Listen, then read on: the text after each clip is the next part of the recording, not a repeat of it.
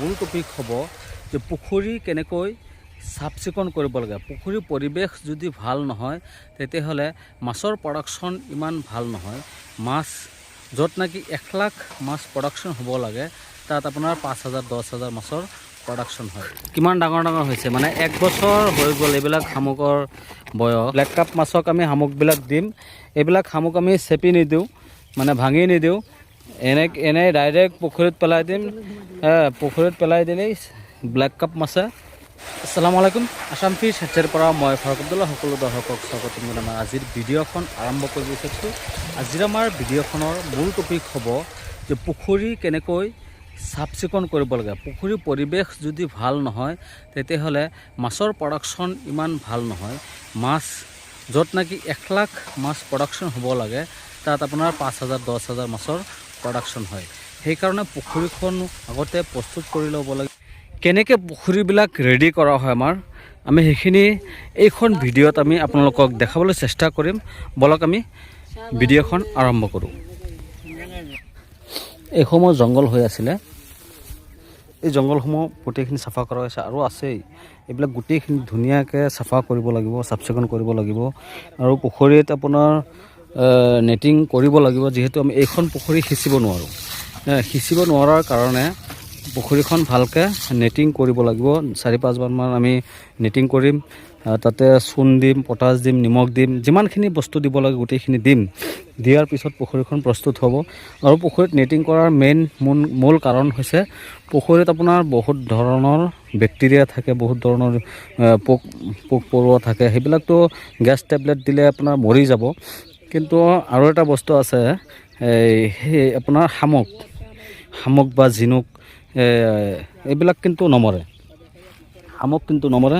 শামুক নমৰাৰ কাৰণে কিন্তু আমি নেটিং ভালকৈ কৰিব লাগিব। 4-5 বাৰমান যদি আমি এনেকৈ নেটিং কৰোঁ, নেটত আপোনাৰ বহুত শামুক উঠি আহিব। হয়তো আপোনাৰ 70% মানে 80% শামুক উঠি যাব। হয় 10% 20% শামুক হয়তো থাকিব পাৰে পুখুৰীত, বাকীখিনি নেটত আহি যায়। কেনেকুৱা ধৰণৰ শামুকৰ প্ৰডাকশ্যন হৈছে এই পুখুৰীত, মানে 1 বছৰত কিমান শামুক হৈছে এইখন পুখুৰীত আপোনালোকে দেখা পাব। আৰু এই শামুক যদি পুখুৰীত থাকে তেতিয়াহ'লে মাছৰ কাৰণে আমি খাদ্য দিওঁ, কিন্তু খাদ্যবিলাক মাছে খাব নোৱাৰে। এই শামুকে মাছৰ খাদ্যবিলাক ভগাই খায়। শামুকে এটা অসুবিধা কৰে, অক্সিজেন মাছৰ যিটো অক্সিজেন হয়, অক্সিজেনটো শামুকে ভাগ লয়। মানে শামুকৰতো অক্সিজেন লাগে। আৰু শামুক যেতিয়া নেকি মাটিত খোজ কাঢ়ে, তাৰ শামুকৰ মুখৰ পৰা এটা লালাৰ নিচিনা ওলায়। এই লালাটো যদি পুখুৰীত বেছিকৈ হয় তেতিয়াহ'লে মাছে কিন্তু খাদ্য নাখায়, মাটিত যাব নোৱাৰে। এই লালাটো কিন্তু মাছে সহ্য কৰিব নোৱাৰে। সেইটো কাৰণে শামুক যাতে পুখুৰীত নাথাকে, যাতে আপোনালোকে যেনেকৈ পাৰে পুখুৰী যদি সিঁচিব পাৰে, সিঁচি পেলাই শামুকবিলাক চাফা কৰি ল'ব। কিন্তু আমাৰ এইখন পুখুৰী সিঁচিব নোৱাৰোঁ। গোটেই পুখুৰীত কিন্তু বালি আছে, তলত কিন্তু বালি। নদীত যেনেকৈ নেকি বালি থাকে, এইখন পুখুৰীত তেনেকৈ বালি আছে। এইখন বুলি নহয়, এই জেগা মানে এই এৰিয়াটো দেখা পাইছে, গোটেই এৰিয়াত মানে পুখুৰীত চব বালি আছে। পুখুৰী নিজে নিজে পানী কমিব আৰু নিজে নিজে পানী বাঢ়িব। বৰষুণ পৰিলে পানী বাঢ়িব, মানে বাৰিষা ছিজন আহিলে পানী তলফালৰ পৰা উঠিব, বৰষুণত বাঢ়িব আৰু লাহে লাহে নিজে নিজে কমিব। কিন্তু আমি সিঁচিব নোৱাৰোঁ। সেইটো কাৰণে আমি এনেকৈ চাফা কৰিম, কৰি পেলাই মাছ প্ৰডাকশ্যন কৰিম। ভিডিঅ'খন A to Z ফাৰ্ষ্টৰ পৰা লাষ্টলৈ চাই থাকক। পুখুৰীত এই শামুক যাতে নাথাকে, এইবিলাক শামুক আমি চাওক। জালখন চপোৱা হৈছে, শামুক কেনেকৈ ওলাইছে চাওক। শামুক মানে প্ৰায় আপোনাৰ আধা বস্তামান মানে সোমাইছে এতিয়া বস্তাত, আৰু প্ৰায় ইয়াত আপোনাৰ 1 বস্তাৰ ওচৰা-ওচৰি আছেই। এইখিনি সোমালে কিমান হয় গম পাম। আৰু সেইফালে আৰু আছে, সেইখিনিও দেখুৱাম কিমানখিনি যে শামুক আছে। আৰু এইটো পুখুৰীৰ পৰা কমচে কম আৰু 1-2 কুইণ্টেলমান শামুক ওলাব। এই শামুকবিলাক উঠাব লাগিব, তেতিয়াহে মাছৰ পোনা প্ৰডাকশ্যন বেছিকৈ হ'ব। আৰু শামুক যেতিয়া নেকি উঠি থাকে তেনেকৈ আমিও নেটিং কৰি থাকিম আৰু 4-5 বাৰমান কৰিম। কৰাৰ পিছত শামুক নাইকিয়া হৈ যাব। আপোনালোকৰ যদি শিঙি বা মাগুৰ বা আপোনাৰ পাভ মাছৰ পোনা বা শিঙৰা মাছৰ পোনা, এইসমূহ লোকেল মাছৰ পোনা যদি আপোনাৰ দৰকাৰ আছে বা মাছ পুহিব বুলি ভাবিছে, তেতিয়াহ'লে আমাৰ লগত যোগাযোগ কৰিব। আমাৰ আছাম ফিছ হেচাৰী হয়। আমাৰ হেচাৰীখনৰ ঠিকনা হৈছে গাঁও শিলপুখুৰী, থানা মেকিৰবিটা, ডিষ্ট্ৰিক্ট মৰিগাঁও, অসম। বৰ্তমান সময়ত আমাৰ ব্ৰিডিং চালু হৈ গৈছে। স্ক্ৰীনত ফোন নম্বৰ দিয়া হৈছে, এই নম্বৰত যোগাযোগ কৰিব। যোগাযোগ কৰি পেলাই মাছৰ পোনা লৈ যাব পাৰিব। আৰু মাছৰ পোনাবিলাক কম মূল্যতেই মাছৰ পোনা পাব। কাৱৈ মাছৰ পোনা 1 টকা পিছত পাব। আৰু শিঙি মাছৰ পোনা 1.5 টকা, 2 টকা, মানে তেনেকুৱা দামতেই পাই যাব। আৰু শিঙৰা মাছৰ পোনা 2 টকা, 2.5 টকা, তেনেকুৱা হিচাপতেই পাই যাব। আৰু পাভ মাছৰ পোনা 2 টকা, 2.5 টকা, 3 টকা, মানে মাছৰ চাইজৰ ওপৰত ডিপেণ্ড কৰে। সেই চাইজ হিচাপত আপুনি মাছৰ পোনাৰ দাম দিব লাগিব। মানে 1 ইঞ্চি চাইজৰ যদি মাছ হয় তেতিয়াহ'লে 2 টকাত পাই যাব পাভ মাছৰ পোনা।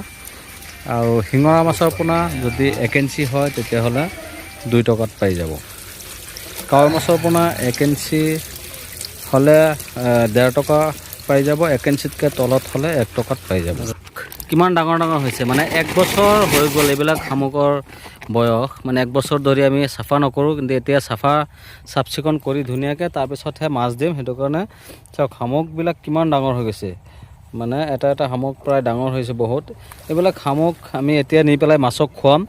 মানে ব্লেক কাপ মাছক আমি শামুকবিলাক দিম।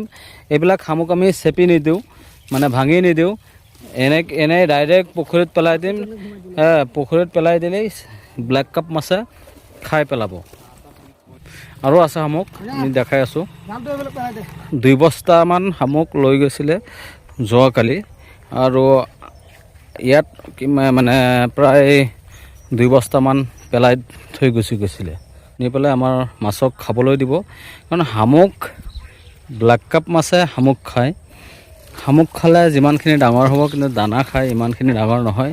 সেইটো কাৰণে শামুক আমি মানে গোটেই পুখুৰীবিলাকৰ পৰা চাফা কৰি এই এটা পুখুৰীত আমি ব্লেক কাপ ৰাখিছোঁ। এই পুখুৰীত আমি শামুকবিলাক পেলাই দিওঁ। শামুক ধুনীয়াকৈ সিহঁতে খাই চাফা কৰি দিয়ে।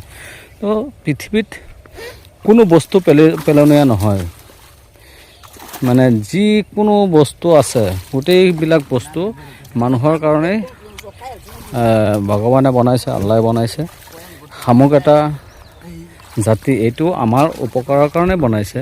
তো এইটো বিভিন্ন কামত ব্যৱহাৰ কৰা হয়। এই শামুকসমূহ আমি মাছক খুৱাম, মাছক দিম। মাছে ধুনীয়াকৈ খাব, হাঁহে খায়, মানে বিভিন্ন প্ৰাণীয়ে শামুক খায়। আমাৰো কাম হ'ব, মাছৰো কাম হ'ব, পুখুৰীও চাফা হ'ব। সেইটো প্ৰচেছবিলাক আমি তেনেকৈ কৰি থাকোঁ। শামুক ঘৰলৈ লৈ আহিছে, এতিয়া পুখুৰীত পেলাই আছে। এইবিলাক শামুক ব্লেক কাপ মাছে খাবৰ কাৰণে আমি দি আছোঁ।